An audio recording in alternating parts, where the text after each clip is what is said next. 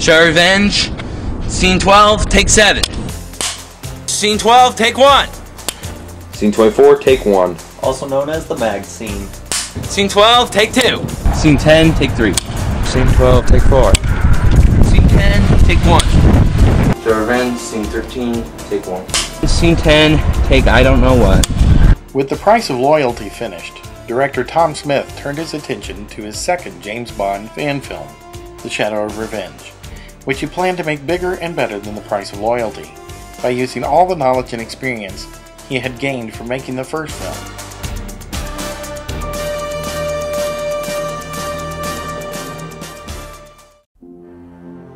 So it seems to me that Miller and Darkman got away.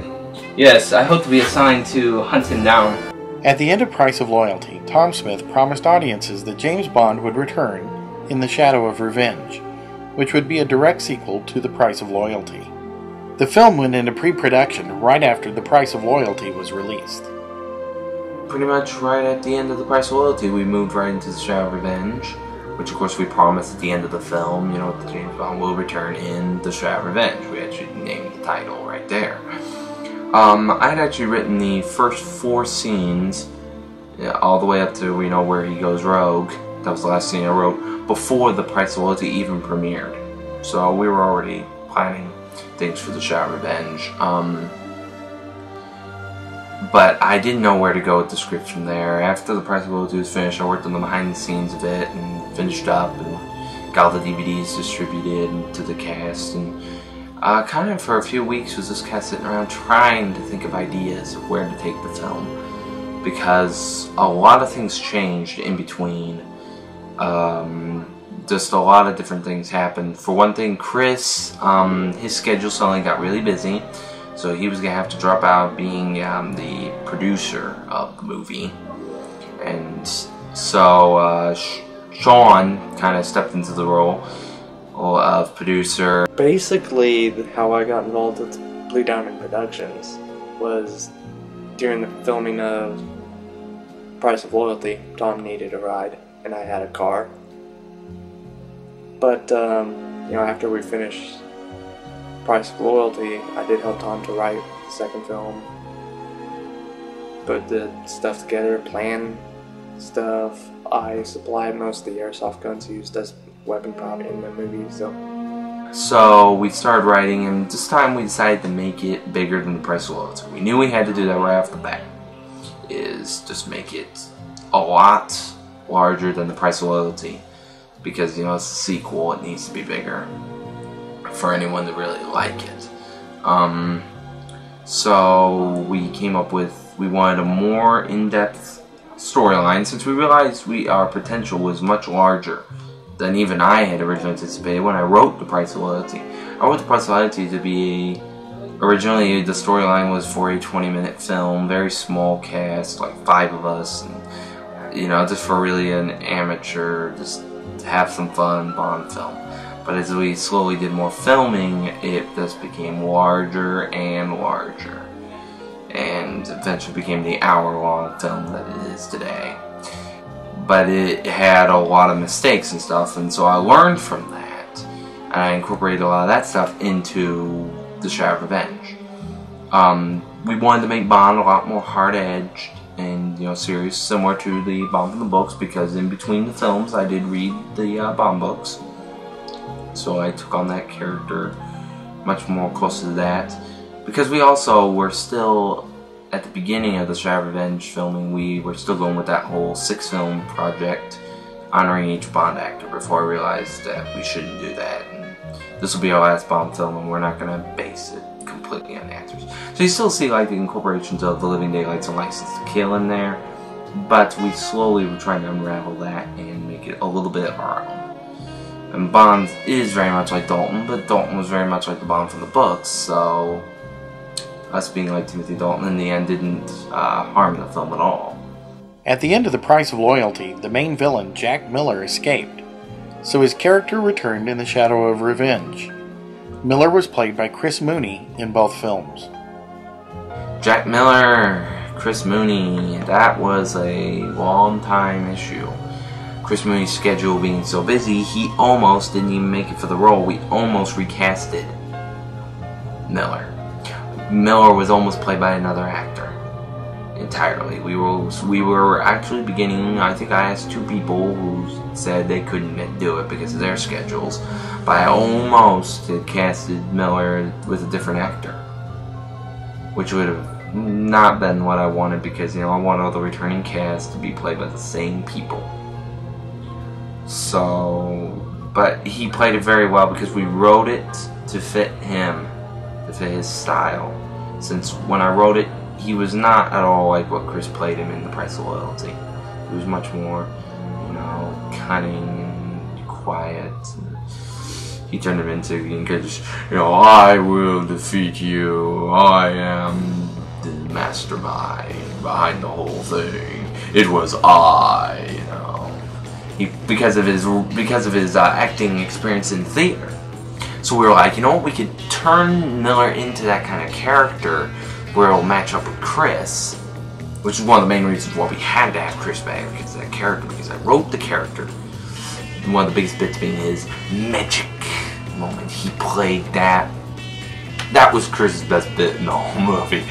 It was awesome. We had to finish up that character. He escaped in the last movie, so we had to finish it.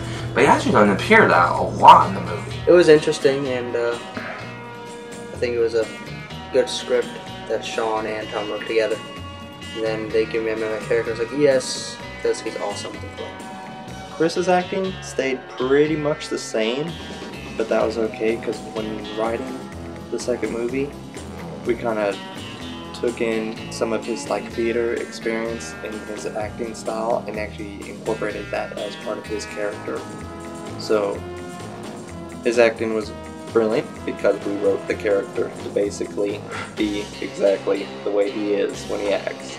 Besides producing, co-writing, and doing the visual effects for the film, Sean Phillips played one of the main villains, Daniel Banks. Sean Phillips plays Daniel Banks, who originally was just an arms dealer. But as we were talking about, I remember we visited Chris's house and we were on our way back. He was taking me home, and we were talking about the movie, and we were like, what if, you were Q in the last film, and now you're Daniel Banks. What if we made it where it is Q? Q is Daniel Banks, the former Q. Basically, we decided early on that I would play one of the main villains, and that just turned out to be Daniel Banks. Just because his character fit on my acting style. So. And I think Sean played it very well. He plays just this calm, not sure what he's thinking, what's going on through his head, and you're not sure what's motivating him until later in the film. He plays it so well. I like pretty much every single one of Sean's scenes. It is awesome. Gordon Phillips, Sean's father, joined the production to play Antonio Lopez. Gordon Phillips as Antonio Lopez. We were struggling finding actors, so he just filled in the role. I think he had the look pretty well. I mean, he's not much of an actor, but he played it pretty well. The scene where he meets with all the other crime lords or whatever they are, those businessmen, that was a good scene. He did that very well, and he also did the scene when he first talks to Miller, how'd you get in here and all that. He did that very well. I think he had a lot of fun and played the character pretty well. Michael Lindsay played the role of Russian General Andrei Ivanov. General Ivanov, Michael Lindsay, that was a good cast. Getting Michael Lindsay, that was pretty early that I wanted him to play the general. He agreed pretty early on. He was one of our earliest casts of new characters, besides our ones that promised they would return from the previous film. And it's a great character. He does very well with it. Good Russian. If we had done more fan films, that character would have been back and more. I mean, he plays it very well. Well, I got involved with it because I saw the first film, and Tom had given me a tape or a CD of the first film, and I thought it looked like it was fun and interesting, and I've always loved movies, and I like watching movies, and always been interested in how to actually produce or direct a movie and act and those kinds of things. So it was something that I was interested in. So Tom approached me about being one of the characters, and I said, sure, I'd like to try that. It sounds fun.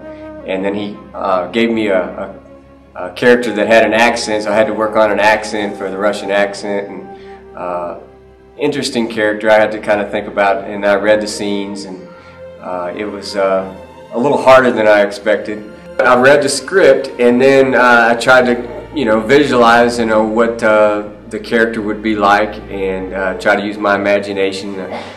A lot of it was just based on Russian characters that I've seen in other movies. Ivanov Black played Darice, Lopez's second in command. Well, the character of Darice went through quite a few, changes. For one thing, the original name was Marcos, and he was more of a Mexican assassin. But once Ivanov showed interest in playing the movie and getting in the movie, we kind of wrote it for him and turned the character into Darice, a Jamaican hitman. So, to fit for Ivanov. And Ivanov is great in the movie. He made a great henchman. He's just tall. He's like 6'5", 6'6", 6'7". Compared to me, I'm only 6 feet tall. So, I have to look up at him. It's like Jaws or something all over again. Kinda. He made a great henchman. He does a good job in the movie. The character is just, mainly just an imposing figure. He only says like 10 lines in the whole movie, which was good for Alan. He didn't really want to learn lines and stuff, so he just had, a few lines here and there to say. He makes a great end fight scene. His best shot, being that pan up from his foot all the way up to where you're looking at it. That was a great shot. Because, we're taking advantage of Ivanov's height for that. He really didn't care for having to run around all over Cosmo Park for our first day of shooting, and then had to do the bike chase later on and do the downtown part of the chase. And he said mainly all he did for this movie was run around. Chase is done. The chase is done. Well, I hope it's done. This one is. I am Darice. I'll be back. Richard Smith, who played Peter Grant in The Price of Loyalty, joined the production to play Q. Richard's portrayal of the character was to be a more classic Q than Sean Phillips' Q in The Price of Loyalty. Richard, who was Peter Grant in our last film, he got killed at the end, so he was free to do whatever character he wanted for the next film. And we wanted him to do Q because he said he would do a Desmond Llewellyn style Q. I kind of thought, Q was one of my favorite characters in all the other Bond movies, so I thought, what a good chance for me, since Sean, was not going to be Q again. I decided to take a more classic approach to Q, do him as, more like Desmond Llewellyn did way back in the old days. I even did my hair gray. That was tricky. I had to have my mother's help to put on the hairspray stuff so my hair would look gray and everything. Got kind of an interesting insight into what I would look like when I'm in my 50s or 60s. Sean Mooney and Amanda Ellison both reprised their roles from the first film as M and Moneypenny. The major cast members made final preparations for filming at an actors' meeting on November 1st, 2008. Filming began on November 8th, 2008 at Cosmo Park. Tom Smith, Sean Phillips, and Ivanov Black filmed the park sequence of the Darice chase scene.